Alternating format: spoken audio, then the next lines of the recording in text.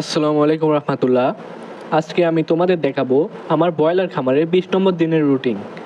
আজকের দিনটা একটু আলাদা, কারণ এই দিনে আমি কোনো ওষুধ দিইনি মুরগিকে। শুধু দিয়েছি সকালে, দুপুরে আর রাতে একদম সাদা পানি। সকালবেলা আমি শুধু সাদা পানি দিয়েছি।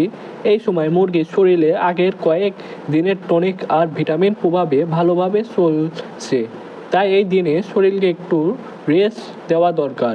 যেন যেমন মানুষ একদিন বিশ্রাম নেয়, তেমন মুরগিদেরকেও একদিন বিশ্রাম দিতে হয়।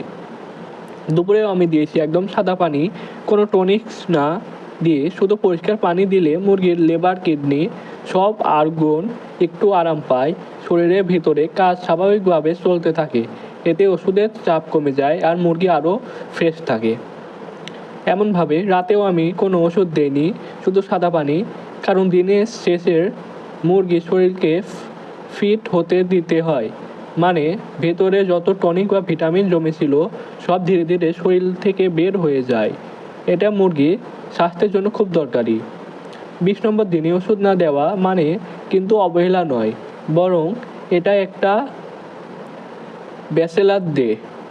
সেদিন মুরগিকে প্রকৃতভাবে রিল্যাক্স হতে দেওয়া হয়, যাতে শরীর গ্রোথ ঠিক থাকে আর ভবিষ্যতে কোনো ওষুধের রেফারেন্স কমে না।